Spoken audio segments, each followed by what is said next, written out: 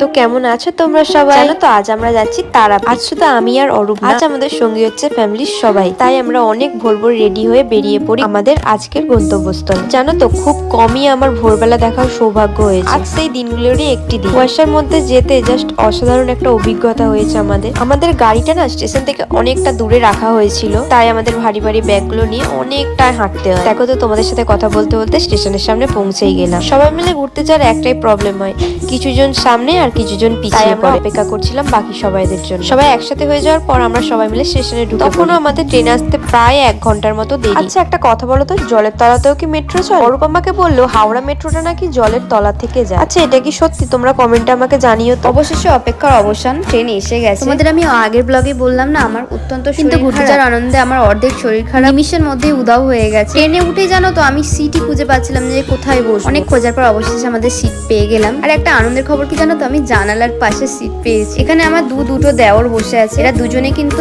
দুই ভাই। এতক্ষণ পর শেষ পর্যন্ত ট্রেনটা ছেড়েই দিল। সব থেকে কষ্টের কথা কি জানো তো, আমাদের গ্রুপের সবাই এখানে পড়েছে আর আমাদের সিটটা পড়েছে বহু দূর। তো ট্রেন চলতে না চলতে আমার শ্বশুরমশাই এখানে লাড্ডু দিয়ে দিচ্ছিল সবাই, যে আমার আরেক দেওর এখানে কলা দিয়ে দিচ্ছিল। তো জানো তো এখানে কলা নিয়ে ঝগড়া লেগে যায় শেষ পর্যন্ত। ট্রেন চলতে না চলতেই টিফিনের টাইম হয়ে যায়, আমরা সেই মতো টিফিন পেয়েও যাই, কলা, ডিম, পাউরুটি। তো আমি হাতে টিফিন পাওয়া মাত্রই খাওয়া আরম্ভ করি। আমার এই ভিডিওতে তোমরা অনেক নতুন মুখ দেখতে পাবে যাদের তোমরা চেনো। এনারা সকলে আমাদের আত্মীয়। সবার সাথে হয়তো পরিচয় করে দিতে পারলাম, তবে তোমাদের কথা দিচ্ছি কোনো এক ভিডিওতে তোমাদের সবার সাথে পরিচয় করিয়ে। জানো তো অত দূরে সিট পাওয়ার পর আর আমি বসে থাকতেই পারছিলাম। অবশেষে একজনের সাথে সিট চেঞ্জ করে আমি আমাদের গ্রুপের সঙ্গে জয়েন হয়ে যাই। আমার বড়মশাই ছোলা মাখাচ্ছিল আর আমরা সবাই বসেছিলাম কখন মাখা হবে আর আমরা খাবো। ছোলা ভাজা খেতে খেতে এই বাইরের দৃশ্যটা অপূর্ব লাগছে। মানুষ অভ্যাসের দাস, কথাটা কিন্তু সত্যি। তারই প্রমাণ হলো আমি বেশিক্ষণ আর গেম ছাড়া থাকতে পারি। শেষ পর্যন্ত ঘুরতে এসে গেম খেলতে আরম্ভ করে দিই। আজকাল প্রতিবার মূল্য কেউই দেয় না, কথাটা কিন্তু একটু মিথ্যা না, সেটি এই মানুষটিকে দেখলেই বোঝা যায়। তোমরা নিজেরাই শুনে নাও।